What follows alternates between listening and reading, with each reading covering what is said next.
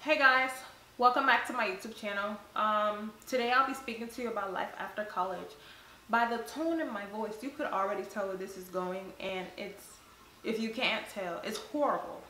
It's bad. It's frustrating, and it's like I'm in a tunnel and I'm looking for the light. Can't see it, but I believe that there is a light, so I'm gonna keep hope alive and just continue doing what I'm doing. The only reason why I have a blazer on right now is because I just finished doing a virtual interview. Hopefully that went well. Pray for me, y'all. I really need it. And just when I thought life was looking up for me, that's when I got this in my email. It says, "Thank you for your interest in the personal banker 1 position. After careful consideration, we regret to inform you that you have not been selected for this position." It's okay. I can't, I'm not here for a pity party. I'm literally here just to encourage someone. Like, look, even though I don't have a job yet in my field, or I don't have a job yet that actually wants to acknowledge my bachelor's degree, it's fine. It's not the end of the world, and this too shall pass. Just keep hope alive and keep on moving. Because if you literally sit there and try to ponder on these things, you go crazy. Because this is 1 out of 20, all right? So yeah, I'm here to just shed some light on how it's been going with your job search, what you should do before you graduate college, what you should do after college, anything to not end up like this. All right, so let me just get out of these clothes and we'll get right into it. Let's get into it. So a little bit about my background. I swear to God, years ago, that I was gonna be a lawyer, a federal prosecutor, someone who brings change. I was gonna be that ray of sunshine, you know what I'm saying? But unfortunately, in my college, there was no major or minor for law students. So now I'm faced with 2 challenges. I can either take up psychology, go all the way with that just to understand criminal minds and how they do things, or I could take up political science and look good on my application for law school. The greatest thing, or the greatest news for me was, in order for you to be a lawyer, it doesn't matter it don't matter what you major in or minor in or whatever as an undergrad. What matters though is your GPA. Nobody told me that. Nobody told me that you need a 4.0 or a 3.9 in order to get into law school. So there I was working, and in my sophomore year of college, I was like, damn, that's not going to be a possibility. So boom, I had to reconstruct my way of thinking, and I had to reevaluate my life and pick a different path. But it wasn't a coincidence, because what I realized was the world don't need another lawyer to point finger in a direction or repoint finger in a opposite direction or all that court fiasco. It's not for me. The world needs a psychologist. The world needs someone who could help mend broken hearts, someone who could reach an individual with just their words and just their actions, someone who hears, because it's a whole bunch of noise in the world right now, and all you need is someone that could just filter that noise and just help you and your mental state. And I figured that I'll be that person, because I am gifted. My husband don't think so, but I am gifted, in listening. I'm gifted in giving advice. I'm gifted in using the word when we need to use the word. So, with that being said, my psychology path, of course, is not going to be perfect. No path is perfect. And I'm just going to give you a couple tips on what to do while you're in college, what to do when you graduate college, and just using my personal experience to encourage someone or help someone and give some direction. All right, so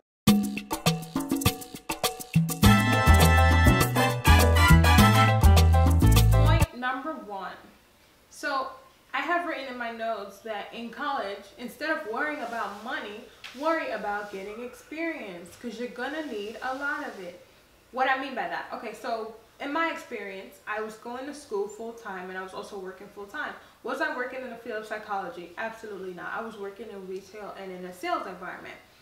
That is not, it doesn't contribute to anything as far as psychology. It doesn't contribute to anything as far as what I want to do in the future. Therefore, in layman's term, it was a waste of time. Not really, but really, okay? So for you, you want to get an internship. How do I get an internship? You get an internship by going into the advisor's office, wherever, every college campus has advisors available to speak to you. And you ask them, hey, can you help me find an internship, or what do you think I should do? There are like so many outlets to finding internship. You can also go on Indeed, Monster, LinkedIn. Like, there are numerous outlets to where you can find an internship. Yes, money is important. Yes, you need it, because why not? Like, you're about to graduate college, you gotta have some kind of money, right? But you need money with experience. So if you can get a paid internship, that would be like amazing. That's point number one. Point number two is, when you graduate, well, before you graduate, you want to have an idea of what you're going to do with your degree. What do I mean by that? I mean, you have to know, all right, so people who are engineers, like they take up engineering science in college, right? When they get out, they have to know what part, like how do they apply their degree in a field that's like centered. So they have to know where I want to work. They have to know how I'm going to apply my degree and how I'm going to sell myself when I graduate. That's very, very, very, very important. And as far as selling yourself goes, that brings me to my last point, networking. So many of you, all of y'all, had professors. And those professors, you know, they didn't just get there overnight. They obviously had the same struggles, the same process that we're going through, they went through. Obviously, to be a teacher, you need like a master's or a PhD in a centered topic or a centered field, right? So you can even reach out to them. They have office hours. They have, you know, talk to them after lecture. Most of them are willing. Most of them, you know, they just like talking about it, or they like helping people. But you can't get help if you don't ask. A closed mouth don't get fed. That was all the mistakes that I made, and I don't want you to make the same mistakes. So reach out to somebody, start networking. Even if it's not your professor, try to like link up with people who are in the same field as you to see, you know, what they're going to do with their degree when they graduate, how they plan on doing that, and such and so forth. All right. So that was the 3 points you need if you're still in college. Next point.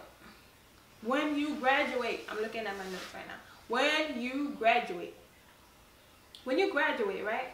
Do not, I repeat, do not quit your job right away. Yes, you just got your degree. Yes, you're about to get more money. Yes, you know, you want to jump into the field, but it's not wise to just quit your job right away.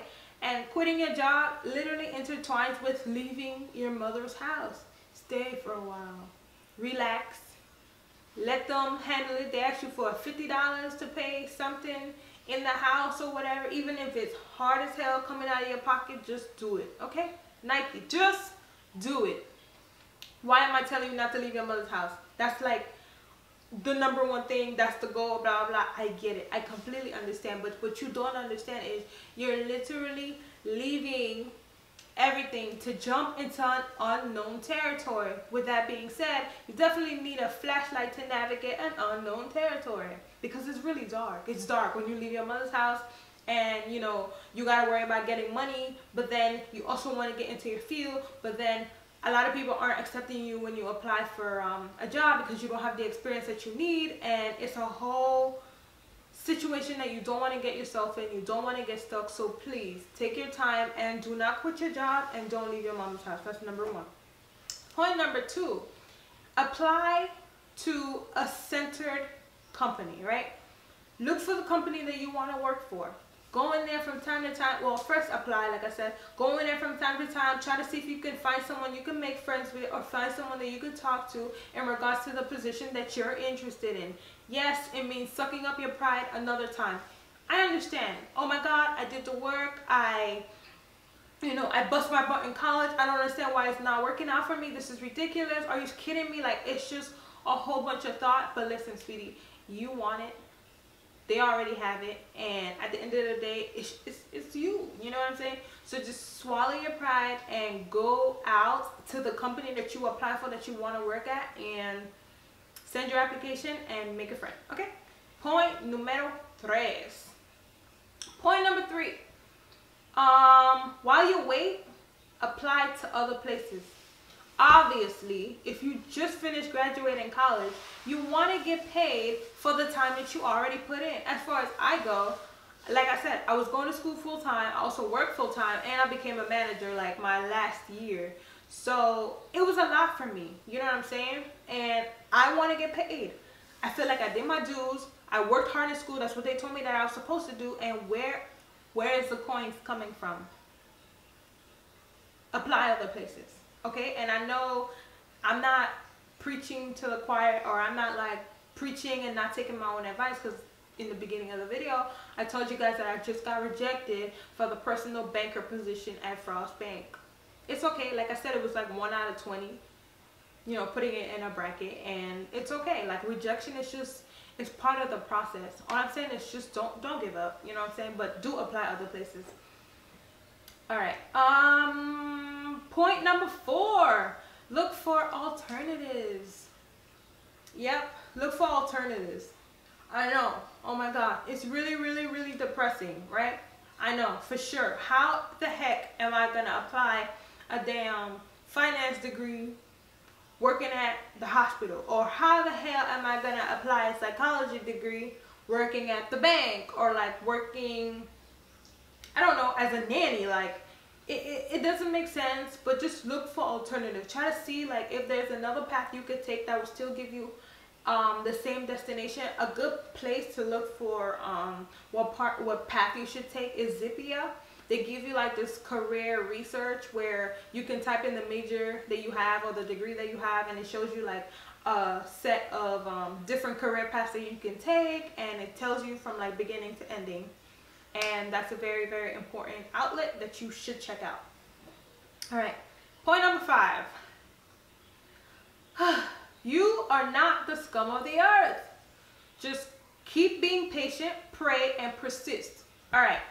When I say that, I mean, do not apply at McDonald's. I know. Oh my God, I need money. Oh my God, no one's hiring me. Don't apply at McDonald's. What are you doing that for? Okay, that's a setup for that's a setup for depression. Okay, that's a setup for damn, I'm worthless. Damn, what am I doing? No offense to people who do work at McDonald's, but like if you have a college degree, what are you doing there? You know what I'm saying? Don't apply at Wendy's. Don't do it. Don't apply for no $7, $10 job. You want the money. Even if it's taking an alternative, you want to get paid. Don't do that. Don't sell yourself short. You are not the worst. It's just the waiting game right now. It's just the patience game right now. And don't, like, literally the Bible says, he who started a good work in you is faithful to complete it now until Jesus' second coming. You got this. That's in Philippians 1:6. I think I mentioned it before, but I have to mention it again. You got to keep on saying it till it stays in your spirit, because, honey, it's a lot. And do understand, like, you know, I know your situation is bad, just like my situation is bad, but it's not the worst. You know what I mean? Like, there are people who went to law school, finished law school, got to pay back student loans, can't get a job when they get out, so they start working at McDonald's. Yes, and that's detrimental to your mental health, because depression is a risk factor of suicide. I'm gonna say that again. Depression is a risk factor of suicide. Depression doesn't cause suicide, but it definitely plays a massive role. So just try to keep yourself level-headed, try to keep yourself balanced, persist, don't start applying, don't stop applying, and just do what you gotta do. God got you, and I know he got me, and you know, I can carry a smile on my face till today, because it's like I know for sure, for 1000% certain he got me, and he got y'all. So thanks for watching. Don't forget to subscribe. Love y'all.